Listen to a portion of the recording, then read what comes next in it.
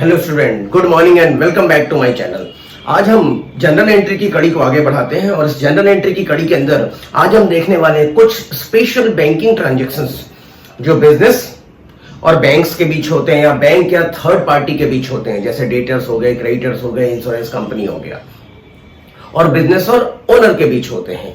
तो चलिए इन्हीं ट्रांजैक्शंस को मैंने कुछ स्पेशल तरीके से, कुछ यूनिक तरीके से लिखने की कोशिश करी है, सो दैट आपके दिमाग में एक पिक्चर क्लियर हो जाए और एंट्री आपको करना बहुत ही आसान हो जाए। तो देखिए, सबसे पहले मैंने बनाया बिजनेस, उसके बाद मैंने बनाया बिजनेस का ओनर, फिर मैंने बनाया है बैंक, जैसा कि आप देख सकते हैं, फिर मैंने बनाया है क्रेडिटर्स। क्रेडिटर्स वो लोग होते हैं जिनसे हम गुड्स क्रेडिट में परचेज करते हैं, उधार में खरीदते हैं। तो मैंने बनाया है क्रेडिटर्स, मैंने इधर बनाया है डेटर्स। डेटर्स वो लोग होते हैं जिनको हमने उधार में गुड्स सेल किया है, तो मैंने यहां बनाया डेटर्स।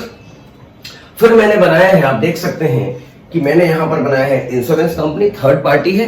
इंश्योरेंस कंपनी को हम पेमेंट करते हैं, हमारे कहने पे, हमारे बिहाफ पे पेमेंट होता है, ठीक है। हम कहते हैं हम बैंक को कहते हैं कि भाई इंश्योरेंस कंपनी का जब भी चेक आए तो आप पेमेंट क्लियर कर देना। तो इन सारे ट्रांजैक्शंस को आज हम देखने वाले हैं। तो चलिए वीडियो को स्टार्ट करते हैं बिना देरी किए हुए। बट इससे पहले अगर आप मेरे चैनल पे नए हैं तो सब्सक्राइब करना ना भूलें, और वीडियो अगर अच्छी लगे तो आप इसे लाइक और शेयर भी करें।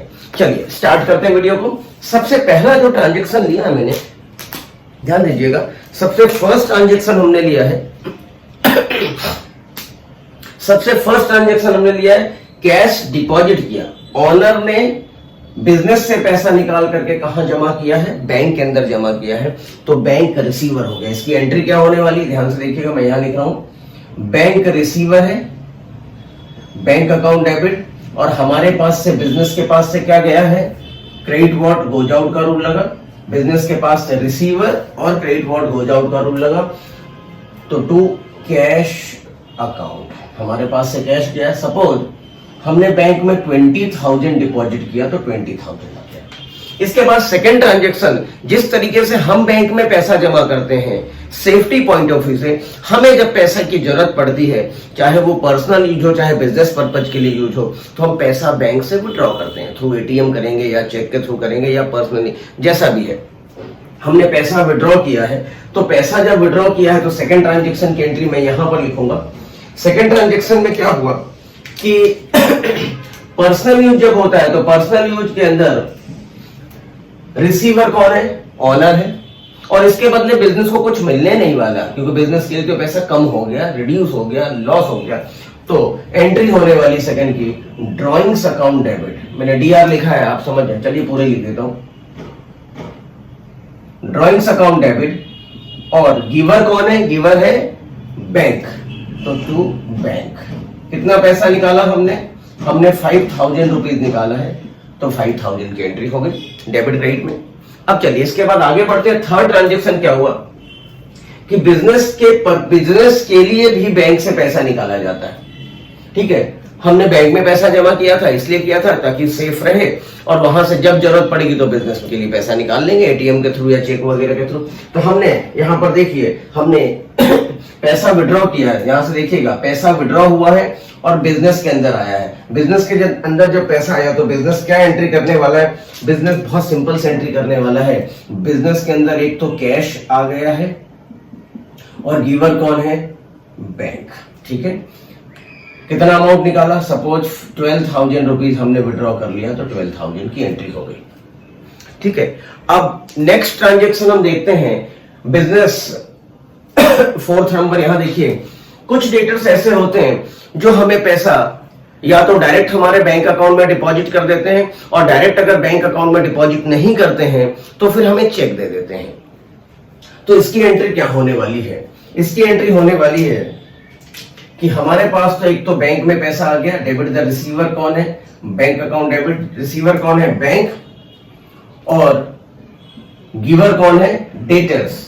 या इसको ऐसे भी समझ सकते हैं, एसेट आपकी कम हो गई तो क्रेडिट करना है, टू डेटर्स। कितना पैसा? सपोज 8,000 रुपीज जमा हुआ है, डेटर्स ने हमें दिया है, थ्रू चेक दिया, तो ये एंट्री हो गई। मैं रूल बार बार इसलिए लिखता हूँ, रूल को फॉलो करके एंट्री इसलिए करता हूँ सो दैट आपके अंदर कॉन्फिडेंस आए। और मेरी आपसे रिक्वेस्ट भी यही होगी कि जब कभी भी आप स्टार्टिंग के कुछ दिनों में जर्नल एंट्री करें तो एक आपकी कॉपी के लेफ्ट हैंड साइड पेज पर ऊपर के 7-8 लाइनों में आप ये रूल जरूर और जरूर से लिख लें और उसको फॉलो करने की प्रैक्टिस करें। क्योंकि मैं अक्सर ये देखता हूं कि बच्चा रट लेता है, रटा जाता है, या एंट्री करते करते रटा जाती है उसको। तो रटना नहीं है, हमें समझना है। समझने के लिए जरूरी है कि रूल्स को फॉलो करना आपको आना चाहिए, और तभी आएगा जब आप रूल्स को फॉलो करने की प्रैक्टिस करेंगे। विदाउट प्रैक्टिस ये तो आने वाला है नहीं, इसीलिए आप जरूर लिख लें। इसके बाद हम आगे बढ़ते हैं नेक्स्ट ट्रांजेक्शन की तरफ। तो आप देखिए फिफ्थ ट्रांजेक्शन में क्या हुआ, जिस तरीके से कोई डेटर्स हमें पेमेंट करता है उसी तरीके से हमने भी चेक से पेमेंट किया होगा क्रेडिटर्स को। जब क्रेडिटर्स को चेक से पेमेंट किया होगा तो हमारे पास से क्या गया, बैंक से पैसा गया, क्रेडिट व्हाट गोज आउट। और रिसीवर कौन है, रिसीवर है क्रेडिटर्स। तो एंट्री क्या करने वाले हैं, फिफ्थ नंबर की एंट्री होने वाली है creditors account debit to bank. कितना अमाउंट, सपोज 3000 का पेमेंट था तो 3000, ठीक है। और आप इसको ऐसे भी समझ सकते हैं, क्रेडिटर्स लायबिलिटी होता है तो लायबिलिटी आपकी क्या हो गई है, कम हो गई है। और लायबिलिटी कम होती है तो क्या करना होता है, डेबिट करना होता है, इसलिए हमने डेबिट किया है। इसके बाद 6 नंबर पर हमने बैंक को इंस्ट्रक्शन दे रखा है कि कोई भी हमारा पेमेंट हो, इंश्योरेंस प्रीमियम वगैरह का पेमेंट हो तो आप पेमेंट कर दें। तो बैंक ने इंश्योरेंस प्रीमियम का पेमेंट कर दिया। तो इंश्योरेंस प्रीमियम बिजनेस के लिए क्या है, एक्सपेंसेस है, तो एंट्री हो जाएगी इंश्योरेंस प्रीमियम अकाउंट डेबिट, और गिवर कौन है, बैंक। तो आप ऐसे भी समझ सकते हैं बैंक एसेट होता है, एसेट आपकी कम हो गई। तो अमाउंट सपोज 3000 का पेमेंट था, 3000 और 3000 आपने ले लिया, ठीक है। ये हमने 5 ट्रांजेक्शन देख लिए, 6 ट्रांजेक्शन इनफैक्ट देख चुके हैं। लास्ट ट्रांजेक्शन हम देखते हैं repayment of bank loan. Bank loan liability होती है my dear student, bank loan liability होती है और लायबिलिटी आपकी क्या हो गई है, कम हो गई है, ठीक है। तो जब लायबिलिटी कम हो गई तो क्या एंट्री करना है, डेबिट करना है बैंक लोन को। और आपके पास से पैसा गया है, क्रेडिट का गिवर कौन है, या तो गया मान लें, या गिवर कौन है, बैंक है, तो आप एंट्री कर दें bank loan account debit to bank. बहुत सिंपल सी एंट्री है, लिख देता हूं मैं, आप भी नोट डाउन कर लें, bank loan account debit to bank. Amount से 4000 का पेमेंट था, 4000 का पेमेंट हो गया, ठीक है। इस तरीके से कुछ बैंकिंग ट्रांजैक्शंस की एंट्री हमने देखी। रूल्स तो वही फॉलो हो रहे हैं, ठीक है। और अगर आप इसको स्क्रीनशॉट लेना चाहें तो स्क्रीनशॉट भी ले सकते हैं। कॉपी पेन अगर आप लेकर के बैठे हैं और उसको धीरे धीरे नोट डाउन कर रहे हैं, इससे बेटर तो कुछ हो ही नहीं सकता। तो आज की वीडियो के लिए इतना ही।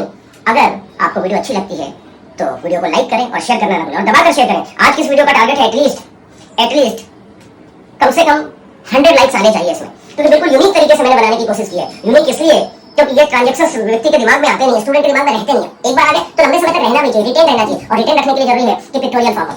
हम किस तरीके से मूवी नहीं बोलते, मूवी क्यों नहीं बोलते, क्योंकि पिक्चर देखते हैं वो हमारे दिमाग में छप जाती है। तो मैंने भी वही कोशिश करी कि आपके दिमाग में एक तरीके से प्रिंट हो जाए और फिर आपको दिक्कत ना आए। तो चलिए आज की वीडियो के इतना ही, और वीडियो देखने के लिए, वीडियो में बने रहने के लिए, लास्ट तक बने रहने के लिए बहुत बहुत धन्यवाद आपका। Thank you, thanks a lot.